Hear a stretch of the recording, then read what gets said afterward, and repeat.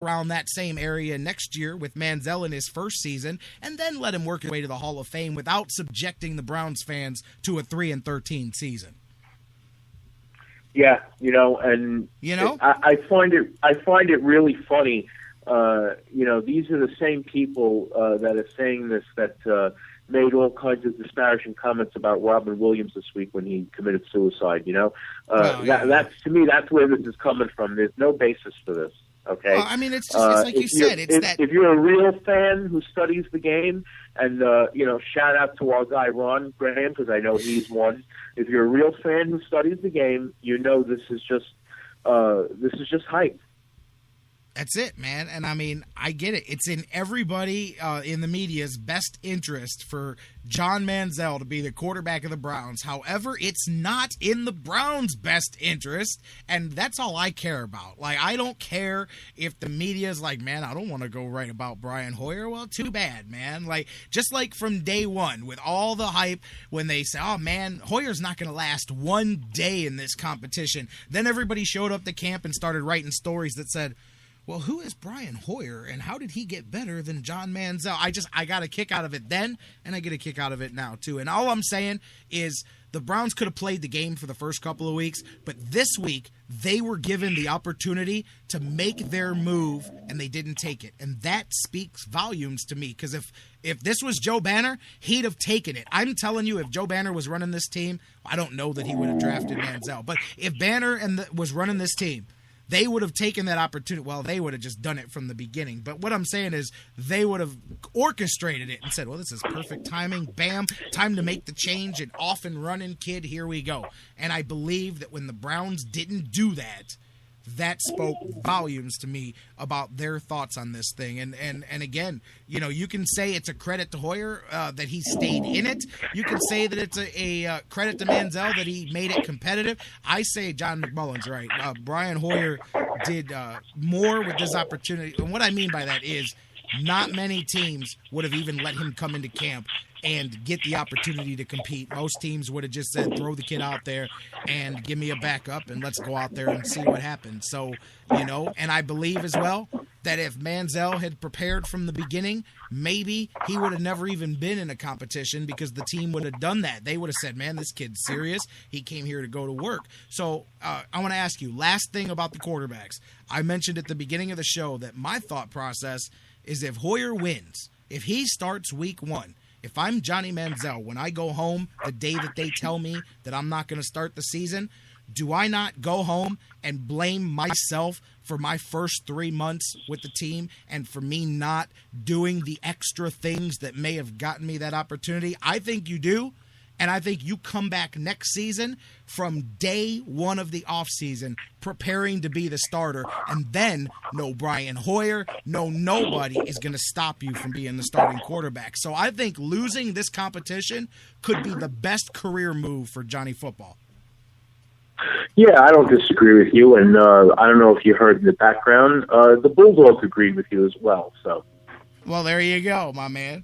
I'll tell you what, couple of other things I want to talk about real quick before we go ahead. I want to get off of the quarterback thing here, but the penalties. The first week first wave of preseason games we saw, brother, these defensive backs are not going to – this is going to be a hell of a season, and I don't mean that in a good way. We're going to see some long, drawn-out games. I mean, literally, you touch a guy at this point past 5 yards, they're throwing flags. Do you think in any way – yes, they're going to push it hard in the preseason. Do you think they let off the gas on that at all in the regular season? Or do you think that it's going to be like this? Because if it is, I think, to be honest, that takes some of the fun out of the game for me. I know these were boring preseason games, but if every pass, here comes a flag, here comes a 5-yard penalty, here comes a flag, here comes a 5-yard penalty, at that point, I start to not want to watch the rest of the game. Yeah, and again, I know you were talking with the previous guest about baseball games getting shortened and how football games are long. That's, of course, that is going to make the game longer, but it's all because of the rules changes, and it takes a half a season for all the guys on the team to learn a rules change and not make the same mistakes over and over again. This is a problem with offensive lines. Anytime there's a change in any of the contact rules, the offensive linemen are going to be looked at really closely. They always are anyway, okay, because the fit players are always scrutinized more than even the skill players, because that's where infractions can be made and not be caught by officials. And that's why you have so many guys that are so talkative on the field to the officials. Hey, ref, he was holding me. He was grabbing my jersey, ref.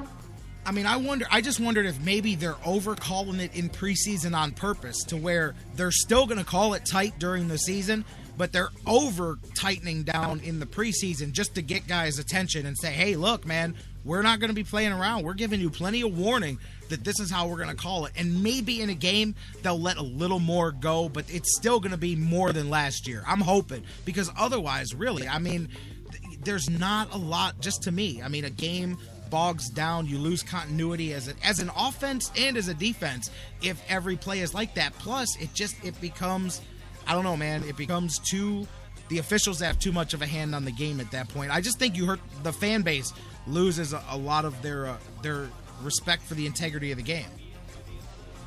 Yeah, no question about that. And I think a lot of it has to do with how painstakingly the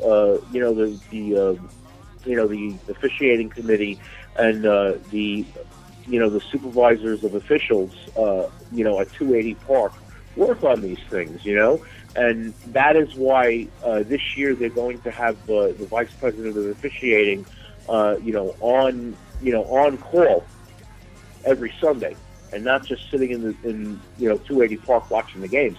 He will be reachable by phone, and text message with every replay official in the league.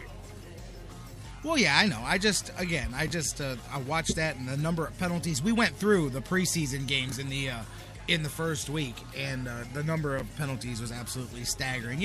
I love my man Vashon in the chat room, and I agree with a lot of the things that he says, but sometimes I swear he's just being obstinate just to be that way, man. Talking about how can you possibly promote John Manziel?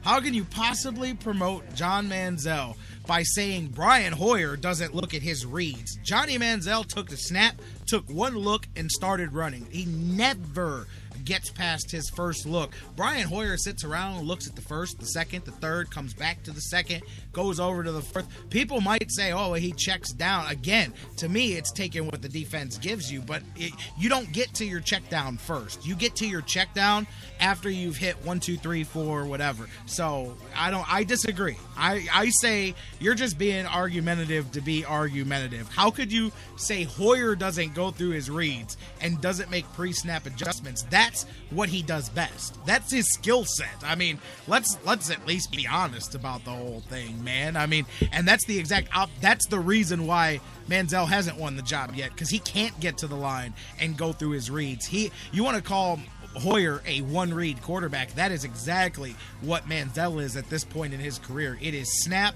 look, run. If it's not there on the first one, it's run. And brother, if Josh Gordon ain't out there, it's going to be a lot of running. But I got a comment there in the chat room. I wanted to go on that. My man, Dr. Football, always a great time talking. Next week, you and I will be on live on Tuesday, the day after Monday Night Football. So you know what? Maybe we've got a whole new perspective on this, because we'll see both guys out there with the ones on some national TV. We'll see how they react, how the media reacts to them, and then we'll talk about all of it on Tuesday, as then we will be on the verge of them announcing a starter, heading into week 3, and really starting to get ready for the regular season.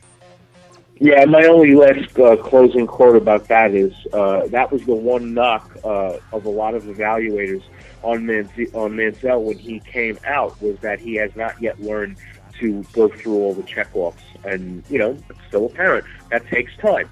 Very few quarterbacks are, the Mannings of this, who could go down to the third and fourth read even before they get a snap in the pros. Okay? Not everybody is, a great pocket quarterback either. And that's what Manziel has to learn. He has to learn to be a little more of a pocket quarterback, not to put the legs in the locker, because you need the legs too, but you have to get through at least the second and the third read. You can't just run if the first read is not there, unless, of course, you're about to get clobbered by 200-300-pound defensive linemen.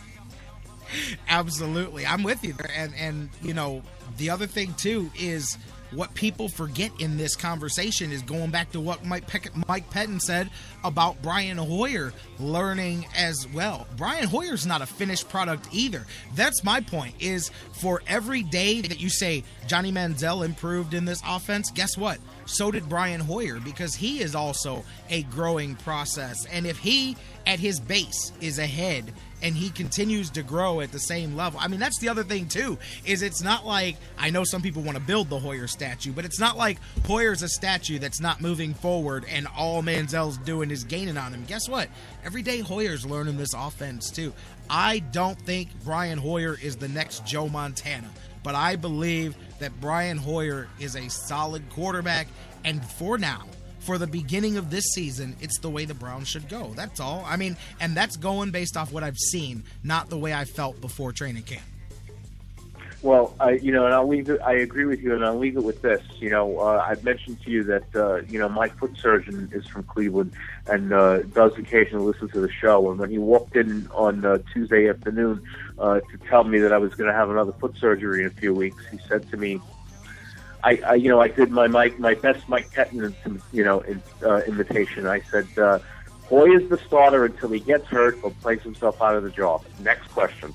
That's it, and I'll tell you what, that's one thing I know Mike Pettin cannot wait for, is to get that over with so he can take a question after a game that doesn't have to do with either one. So we'll see. It's a lot to go down, and this week's game will play a lot into that. When you and I catch up on Tuesday, we will have hopefully a much better picture of where week 3 is going to go and who's going to get that starting nod.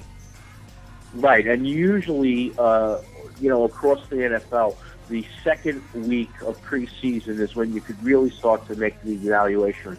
Not only who's going to be there, when the turf comes calling and you're down to 75 guys, but who's going to be the final 53. You could really see that. You could really see who's going to be in the 60 and who's going to be in the 53, and you'll know. And there's going to be you'll know after next week.